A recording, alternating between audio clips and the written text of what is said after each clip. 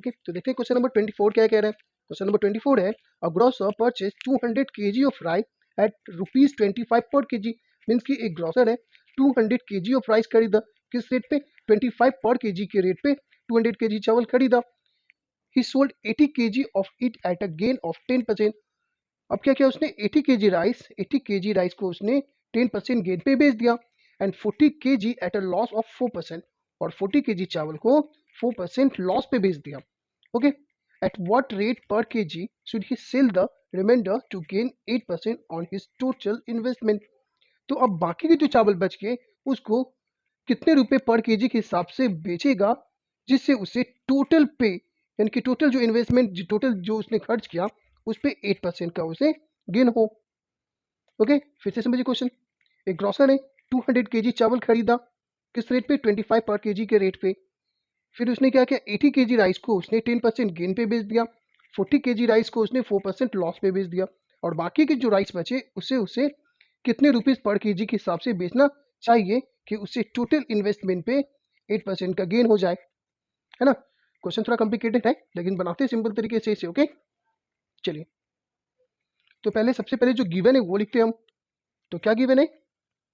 CP of 1 kg, CP of 1 kg of rice कितना given है? ₹25, यानी कि 25 रुपीज पर केजी चावल का प्राइस है, कॉस्ट प्राइस। तो कितना चावल खरीदा? 200। तो CP of 200 kg of rice, तो 200 kg का प्राइस कितना हो जाएगा? तो 1 kg का जो पता होता है और ज़्यादा का निकालना होता है तो क्या करते हैं? मल्टीप्लाई करते हैं। तो 200 इंटू 25, इसको जब मल्टीप्लाई करेंगे तो कितना हो जाएगा? 25 2 जा 50, और ये 2 जीरो, मीन्स की टोटल कितना हो गया? 5000 रुपीज़ का उसने चावल खरीदा, यानी कि टोटल इन्वेस्टमेंट कितना हो गया उसका? 5000। ओके, अब इस पे क्या है? उसे गेन करना है। ये तो पूछा ना उससे कि टोटल इन्वेस्टमेंट पे उसे 8% का गेन होना चाहिए। ओके, तो ये जब 5000 उसका टोटल इन्वेस्टमेंट है और उसे गेन होना चाहिए 8%, तो क्या लिखेंगे हम? जो गिवन है वो लिख लेते हैं पहले। Gain on 200 kg of rice, तो 200 kg ऑफ राइस है उसको ही बेचेगा, तो उस पर उसे गेन कितना होना चाहिए? 8% का गेन होना चाहिए। मीन्स कि उसे बेचना कितने में होगा? तो जब हमें गेन परसेंट पता हो और सीपी पता हो तो एसपी कैसे फाइंड करते हैं? 100 plus gain percent by 100 into CP. तो ये 100 प्लस गेन परसेंट कितना है? 8% बाय 100 इंटू सीपी कितना? 5000। ओके, तो ये कितना हो जाएगा? 108 हो जाएगा बाय 100 इंटू 5000। अब ये 2 जीरो से 2 जीरो कैंसिल हो गया।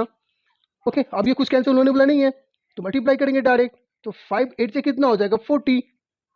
ओके, और 5 इनसे कितना हो जाएगा? 5, और इसका एक जीरो, मीन्स कि उसे 5400 रुपीज़ में उस 200 kg चावल को बेचना होगा। ये हो गया टोटल इन्वेस्टमेंट कितना उसका? 5000, और उसे बेचने पे टोटल कितना आना चाहिए? 540 रुपीज़ आना चाहिए। अब अकॉर्डिंग टू क्वेश्चन क्या कर रहे हैं? उसने 200 kg चावल को एक ही बार में नहीं बेचा, पहले उसने 80 kg राइस बेचा। ओके, तो सबसे पहले तुम क्या करेंगे कि अगर सीपी 1 kg का अगर 25 रुपीज़ है तो CP of 80 kg of rice, तो 80 kg राइस उसने बेचा, तो सबसे पहले तो हमें सीपी पता होना चाहिए। ओके, तो 80 kg ऑफ राइस का क्या प्राइस हो जाएगा? तो 80 इंटू 25 इज इक्वल टू 25 8 से कितना होता है? 200, और एक जीरो इसका, मीन्स कि उसे 80 kg चावल को, यानी कि प्राइस कितना हो गया? 2000 है। तो इस पर क्या हो रहा है? 10% उसे गेन हो रहा है बेचने पे, तो लिख देते हैं gain on 80 kg of rice. तो 80 kg राइस को बेचने पे उसे गेन कितना हो रहा है? 10% का गेन हो रहा है। मीन्स कि उसे उसने कितने में बेच दिया? तो जब गेन परसेंट पता है हमें और सीपी भी पता है तो एसपी कैसे फाइंड करते हैं? ये हमने पहले ही फाइंड कर लिया। तो 100 plus gain percent by 100 into CP, तो ये 100 प्लस गेन परसेंट कितना? 10% बाय 100 इंटू सीपी कितना? 80 kg राइस का सीपी 2000 है। ओके, तो क्या हो जाएगा? ये 110 बाय 100 इंटू 2000। अब ये 2 जीरो से ये 2 जीरो कैंसिल हो गया, ओके ना। तो 11 2 ज़ा 22 और एक जीरो इसका और एक जीरो इसका, मीन्स कि 80 केजी ऑफ राइस का जो कॉस्ट प्राइस कितना था 2000 और उससे 10% गेन हो गया, मीन्स कि उसे उसने 2200 रुपीज़ में बेचा, ओके। फिर क्या किया उसने 40 केजी राइस बेचा। तो सबसे पहले 40 केजी राइस का कॉस्ट प्राइस फाइंड करेंगे, तो क्या लिखेंगे CP of 40 KG of rice. तो 40 केजी ऑफ राइस का सीपी कितना हो जाएगा, तो 40 और 1 केजी का कितना है 25, ओके। तो 25 फोर से कितना होता है 100 और एक जीरो इसका, मीन्स कि 1000 रुपीज़ का 40 केजी राइस हो गया। अब उसे क्या हुआ, इस पे लॉस हो गया, loss on 40 KG of rice. तो 40 केजी राइस पे लॉस हो गया, कितना लॉस हो गया, तो 4% का उसे लॉस हो गया। तो मीन्स कि उससे उसने कितने में बेचा होगा जो 4% लॉस हो गया। तो जब लॉस परसेंट पता हो और सीपी पता हो तो कैसे एसपी फाइंड करते हैं, 100 माइनस लॉस परसेंट करते हैं बाय क्या होगा 100 और into CP is equal to 100 minus loss percent कितना है 4% बाय 100, ओके, इंटू सीपी कितना है इसका 40 केजी राइस का 1000 इज इक्वल टू माइनस करेंगे तो क्या होगा 96 बाय 100 इंटू 1000। अब ये 2 जीरो से ये 2 जीरो कैंसिल हो गया, ओके। तो कितना होगा 96 और ये जीरो 960 रुपीज़ में ही बेच दिया। 1000 का प्राइस था इसका 40 केजी का और उसने उसे 4% लॉस यानी कि 960 रुपीज़ में ही बेच दिया। हाई बस में अब यहाँ पे क्या है, क्या फाइंड करना होगा एसपी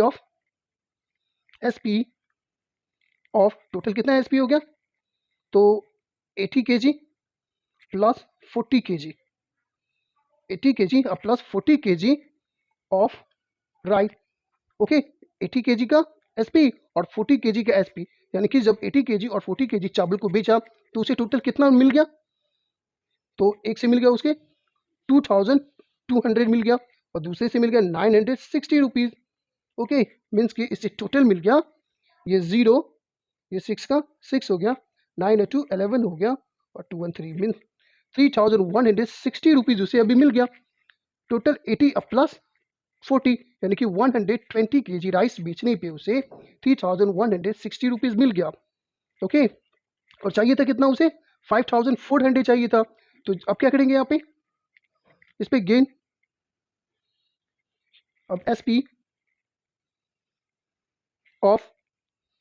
ऑफ रिमेनिंग जो remaining SP of remaining 80 KG of rice, okay. Total कितना था 200 केजी राइस था जिसमें से 80 केजी पहले बेचा उसके बाद 40 केजी मीन्स कि 120 केजी राइस उसने बेच दिया। तो बच कितना गया 80 केजी राइस बच गया, ओके। तो 80 केजी राइस को कितने में बेचना होगा, ओके। तो टोटल कितना होना चाहिए यहाँ पे, टोटल जो सेलिंग प्राइस है उसे 540 रुपीज़ का होना चाहिए जिसमें से उसने 3160 रुपीज़ का राइस उसने बेच दिया। तो बच कितना गया, ये जीरो का जीरो हो गया, ये 6 का 6 हो गया, 4 में से 1 गया तो क्या बच गया 3, नहीं फिर से ये जीरो ये 10 हो गया 10 में से 6 गया, ये कैंसिल गड़बड़ हो गया थोड़ा माइनस में, ओके। ये जीरो है, ओके। और ये 10 हो गया 10 में से 6 गया तो क्या बचेगा 4 और क्या बच गया 3, 3 में से 1 गया तो क्या बचेगा 2 और ये 5 में से 3 गया तो भी 2, ओके। मीन्स की 2240 रुपीज़ है ना। कितने केजी चावल का 80 केजी चावल को कितने में बेचना होगा 2240 रुपीज़ में बेचना होगा, ओके। तो जब एसपी ऑफ 80 केजी राइस का प्राइस 2240 है तो हमें क्या फाइंड करना था 1 केजी राइस का एसपी यानी कि 1 किलो चावल का प्राइस कितना होगा ये फाइंड करना है, मीन्स कि 1 किलो चावल कितने रुपीज़ में बेचना है उसे। तो SP of 1 KG of rice, तो जब 80 केजी का हमें पता है तो 1 केजी का फाइंड करना है तो डिवाइड करेंगे 2240 में किससे 80 से। तो ये जीरो से ये जीरो कैंसिल हो गया, 2 4 सा 8 कैंसिल हो गया, 2 1 सा 2 2 1 सा 2 और 2 2 सा 4। अब ये 4 1 सा 4 कैंसिल, 4 2 सा 8 भी कैंसिल तो बच गया 3 यानी कि 32, तो 4 8 जा 32 कैंसिल हो गया ये पूरा, मीन्स कि इसे 28 रुपीज़ पर केजी के हिसाब से बेचना होगा कितने केजी चावल को 80 केजी चावल को, और बस में सिंपल क्वेश्चन था, सिंपल नहीं था, कॉम्प्लिकेटेड था, ओके ना, लेकिन इसे सिंपल तरीके से बनाया हमने। कैसे, फिर से एक बार समझते हैं। ओके, जैसे सीपी ऑफ 1 केजी प्राइस का चावल, 1 केजी ऑफ राइस का प्राइस कितना 25 रुपीज़ दिया हुआ था, और उसने 200 केजी ऑफ राइस खरीदा, तो टोटल जो इन्वेस्टमेंट हो गया उसका 5000 का हो गया। ओके, तो यानी कि उसे उस पे कितना होना चाहिए, 8% गेन होना चाहिए टोटल इन्वेस्टमेंट पे। मीन्स कि उससे 5400 रुपीज़ में बेचना होगा उस चावल को, तब उसे 8% का गेन होगा। लेकिन उसने 200 केजी चावल को एक ही बार में नहीं बेचा, 80 केजी राइस पहले बेचा, जिससे उसे क्या हो गया, 10% का गेन हो गया।